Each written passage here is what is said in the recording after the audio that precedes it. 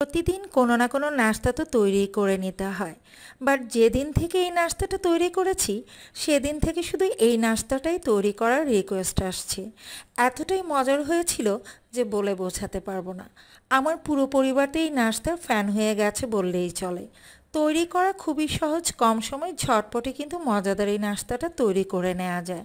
তো চলুন কথা না বাড়িয়ে মূল রেসিপিটা দেখে নেওয়া যাক। তো নাস্তাটা তৈরি করে নেওয়ার জন্য আমি প্রথমেই বাটিতে নিয়ে নিচ্ছি এখানে রুম টেম্পারেচারে থাকা একটা ডিম, আর অবশ্যই কিন্তু রুম টেম্পারেচারে থাকা ডিমটাই নিতে হবে। দিয়ে দিচ্ছি 3 টেবিল চামচের মতো চিনি, আর সেই সাথে আমি দিয়ে দিচ্ছি 2 টেবিল চামচ পরিমাণ গুঁড়ো দুধ, দিয়ে দিচ্ছি 1 টেবিল চামচ পরিমাণ ঘি, আর দিয়ে দিচ্ছি একদম চিমটি পরিমাণ লবণ। এবার এই সবগুলো উপকরণ খুব ভালো করে একটু মিক্স করে নিচ্ছি। খুব ভালো করে কিন্তু এই উপকরণগুলোকে ফেটিয়ে নিতে হবে, অর্থাৎ মিক্স করে নিতে হবে যাতে করে চিনির দানাটা গলে যায়। যতক্ষণ না পর্যন্ত চিনির দানাটা গলে যাচ্ছে ততক্ষণ পর্যন্ত কিন্তু আমি এটাকে বিট করে নিয়েছি। তো মোটামুটি চিনির দানাটা কিন্তু গলে গিয়েছে। এই পর্যায়ে আমি এতে দিয়ে দিচ্ছি 1 প্যাকেট পরিমাণ লাচ্ছা সেমাই। আর এই লাচ্ছা সেমাইটা দিয়ে কিন্তু আমি খুব ভালো করে মেখে নিব। সবগুলো উপকরণের সাথে এই লাচ্ছা সেমাইটাকে ভালো করে মেখে নিতে হবে। মেখে নেওয়ার পর কিন্তু এটা অনেকটাই ঝরঝরে মনে হবে, অর্থাৎ আপনি চাইলে কিন্তু ইচ্ছে মতো শেপ দিতে পারবেন না। এ পর্যায়ে আপনারা এই মিশ্রণটাকে প্রায় 15 থেকে 20 মিনিটের জন্য রেস্টে রেখে দিতে পারেন। আর যদি আমার মতো একটু নাস্তা বানানোর তাড়া থাকে সেই ক্ষেত্রে সাথে সাথে বাইন্ডিংয়ের জন্য এখানে দিয়ে দিতে পারেন 1 টেবিল চামচ পরিমাণ কর্নফ্লাওয়ার। আর এই কর্নফ্লাওয়ারটা দিয়ে খুব ভালো করে আমি সেমাইয়ের মিশ্রণের সাথে মেখে নিচ্ছি। এতে করে বাইন্ডিংটা খুব ভালো আসবে, আর চাইলে আপনার পছন্দ মতো কিন্তু শেপ দিয়ে নিতে পারবেন। তো দুটো উপায়ই কিন্তু আপনারা ফলো করতে পারেন। চাইলে এটাকে রেস্টও রেখে দিতে পারেন, আর চাইলে আমার মতো চটজলদি বানিয়ে নেওয়ার জন্য কর্নফ্লাওয়ারটা কিন্তু ইউজ করে নিতে পারেন। এবার নাস্তাটা তৈরি করে নিব, সেজন্য আমি হাতে সামান্য পরিমাণ তেল মেখে নিয়েছি।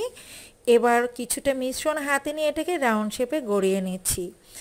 আমি এটাকে রাউন্ড শেপে গড়িয়ে নিয়ে চ্যাপটা করে যেমনটা কাবাব বা আলুর চপ তৈরি করে সেভাবে তৈরি করে নিয়েছি।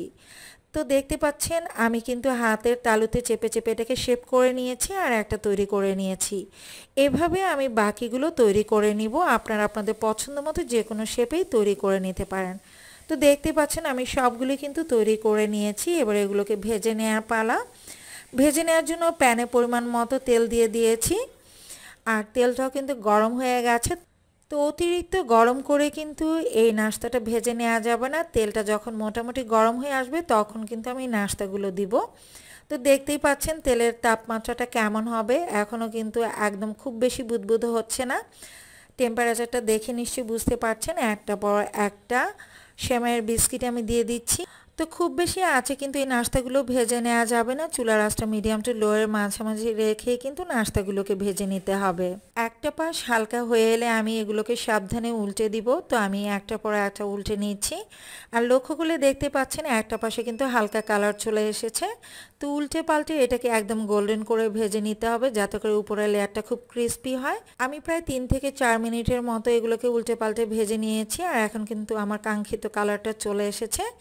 তো আমি সবগুলো নাস্তাই ভেজে নিয়েছি দেখতে পাচ্ছেন। আর এই নাস্তাটা উপর থেকে বেশ ক্রিস্পি হয় আর ভেতর বেশ জুসি হয়। একবার তৈরি করে কিন্তু এই নাস্তাটা আপনারা সংরক্ষণ করে খেতে পারবেন সপ্তাহ জুড়ে।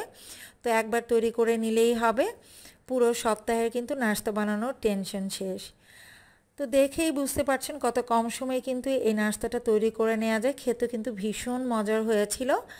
আর যেদিনই এটা তৈরি করেছিলাম তারপর থেকে শুধু এটা খাওয়ারই রিকোয়েস্ট আসছে। আপনারা একবার হলো তৈরি করে দেখবেন, খেতে খুবই মজার হয়। আশা করছি রেসিপিটি ভালো লেগেছে। শুরু থেকে শেষ পর্যন্ত পুরো রেসিপিটি দেখার জন্য সবাইকে অসংখ্য ধন্যবাদ জানিয়ে আজকের মতো এখানেই বিদায় নিচ্ছি। সবাই ভালো থাকবেন, সুস্থ থাকবেন। আল্লাহ হাফেজ।